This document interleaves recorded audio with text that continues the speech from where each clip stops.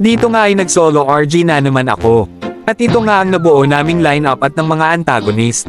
Ginamit ko nga si Joy dito kasi malungkot ako ngayon. Kung ako sa inyo ay panoorin nyo ang video hanggang dulo dahil hindi ko inaasahan ang nangyari. Siyempre bilang isang mapagmahal na core, dinalawan ko si Ate Witch upang ipagtanggol sa mga antagonist.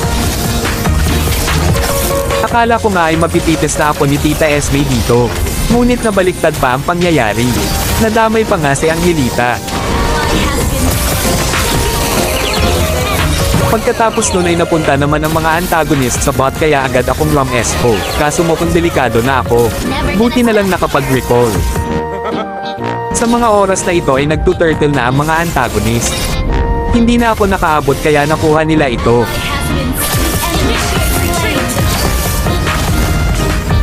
Nakita ko ngang nagpupost si Girl Masahe. Kaya tagad ko ng pinitas.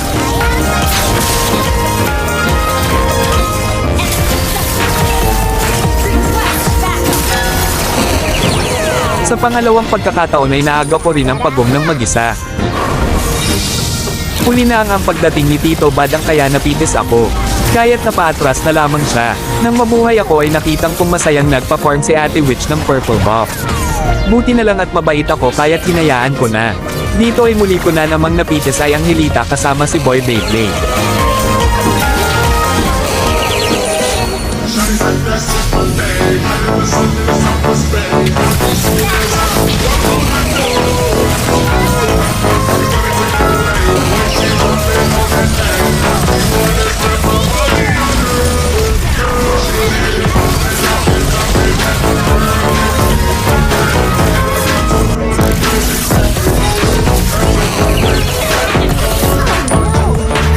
Dito nga ay medyo nakabawi ang mga antagonist kaya't kami ay kabado.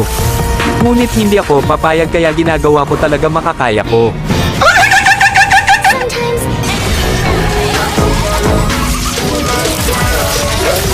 Damn!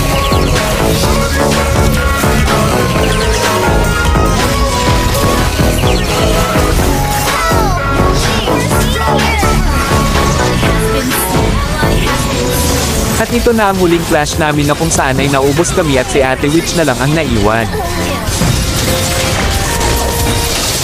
Ngunit siya ay patuloy lang sa kanyang pangarap, habang unti-unti na kaming sinasakop ng mga antagonist. Dahil sa katapangan niya ay umuwi sila Angelita at Boy Beyblade. Ngunit sa huli ay hindi sila nagwagi. Sana marami pang katulad ni Ate Witch na matapang at focus lang sa goal.